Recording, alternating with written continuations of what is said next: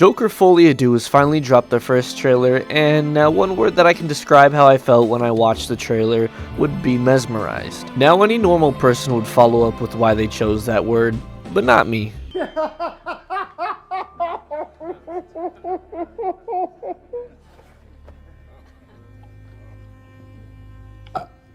I kid, it's just a joke. But in all seriousness, when this movie was first revealed with the details that it would be a musical, a jukebox musical, I, as many others, were kind of skeptical about this, for a couple of reasons. Some of the thoughts I had running up around there were, is this even going to be good? And why the first one was literally perfect the way it was, so where could you even go after that? Now, how can I even say for sure that this movie's got me mesmerized when it doesn't even come out for another 5 months? And to that I'll say, the trailers already sold me on what this movie's gonna be like and the feeling it's gonna bring with the character Arthur Fleck returning. This is an opinion-based video. I repeat, an opinion-based video. See, like the Batman movie, for example, I had sat there before the trailer had dropped for DC fandom, and I was one of those persons that had the mindset, why is old boy from Twilight playing Batman? And when that trailer for the movie dropped online, I was all about it, I'm telling you. From the visual feel, that Nirvana playing in the background,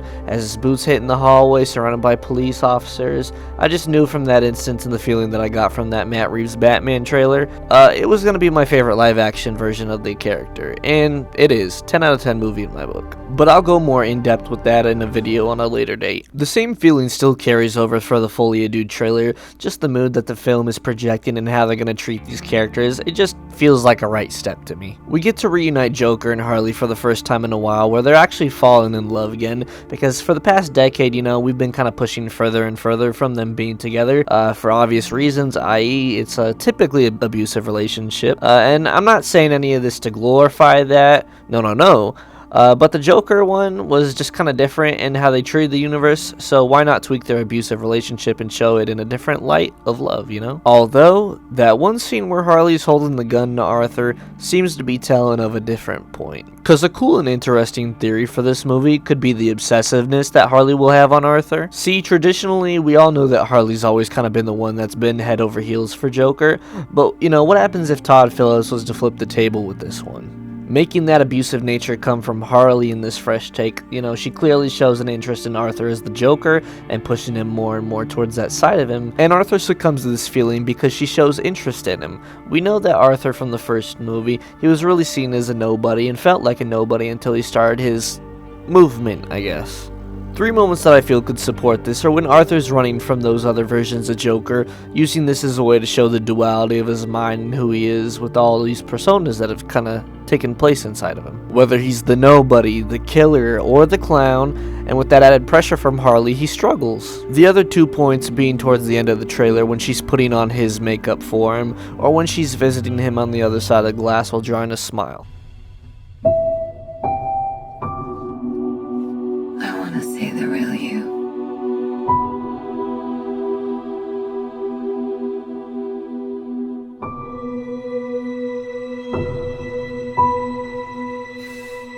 Just showing her interests in the clown, because I do feel Arthur is very easily split into 2 different personas. We have the kidly kind of playful Arthur, but also sad at the same time, who struggles with society and just wants to be seen, so he falls into this insanity to get the attention and affection, versus the mysterious, almost idealistic version of himself as the Joker persona. That does give him the sense of purpose and confidence across the board to be seen, something more purposeful than his death, if you will. Nodding back to the first movie, of course. Or Folie, you know, when 2 people share a madness or delusion. Arthur's delusional in the fact that he thought Harley might want him for him, while reversing that, Harley is delusional in the thought that she perceived Arthur as always like the clown, but they end up finding out what a joke their preconceived notions were. That's just a little way I could see this movie taking these characters, and if so, I'm through and through here for it, because why not only would it change the game up for these characters, but it would also help reason and warranting the sequel happening, along with following the film and making this IP so different from previous incarnations. See, the first Joker to touch base real quick is probably one of my top 5 films of all time for a couple of reasons now. just because of the story it conveys while mixing with so many different aspects together, such as Taxi Driver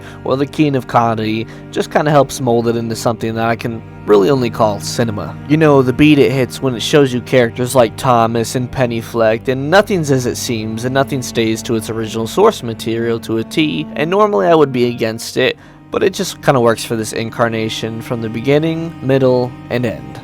Joker 2 has so much potential, especially with the cast. You know, the movie being a jukebox musical works also because it can take some of that stress off having to make fully original songs, and can give you songs that kind of match the feel with the movie and be noticeable to the viewer at the same time. And a little side note here, but I've never fully been into musicals, so this feeling's a little bit different for me. The only ones that I've really liked or could call my favorite were probably La La Land, Tick Tick Boom, In the Heights, and my all-time is probably the 80s Little Shop of Horror, being the king of them all for me. So I'm putting all my faith truly into Joaquin Phoenix and Gaga into this one, because we know Gaga can sing, especially from her performance in A Star Is Born alongside Bradley Cooper. Joaquin, on the other hand, boy, woo, let me tell you something. If you've never seen this man in the Johnny Cash movie, he nailed that shit down to a T.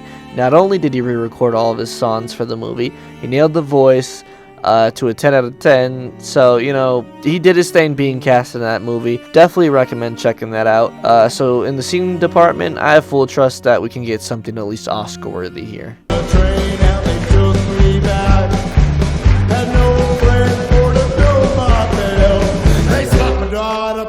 In the county jail. But where I'd like to see this movie go is not really a trilogy, but just kind of a two-parter that finishes his story off. You know, giving Arthur his big break and connecting a little bit of the dots within this world. You know, I don't need a Batman or a traditional Joker in the end, but really kind of just what I want to see is the progression of Arthur, you know, having his time in the limelight, whether that's the public's eye or through his own. Because we gotta acknowledge that this character is still an unworthy narrator at the end of the day. You know, maybe not to his own choice, but Arthur is still a stuck, broken man in this universe, and anything we see directly from him and his perspective honestly could just be simply a dream or like a hyperfixation on a false reality that's believed to be real to him. You know, I want to see Arthur take his next step, and I can't say if I want him killed off or not. Truthfully, no. But if the story warrants it and it's written well enough, you know, I can accept it. Because like I said, I only envision this staying a duology. So yeah. Minus the little Easter eggs here throughout the trailer, such as the La La Land kind of feel, and what I think is like the Dark Knight Returns suit, with the white suit, of course. I truly, to my core, say this movie will probably be one of my favorites. And call me naive or whatever, but this movie to me just kind of drips with anticipation, you know, wildness, mystery, love, heart, horror. And on that note, you know, I'll say I hope you all enjoyed this video. You know, this is kind of a different one, but this is just kind of truthfully how I feel about this trailer and this movie already. So, see you guys in the next one, and have a good day, night. I don't know. What's reality?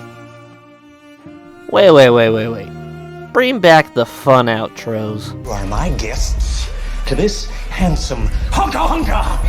You belong to him now.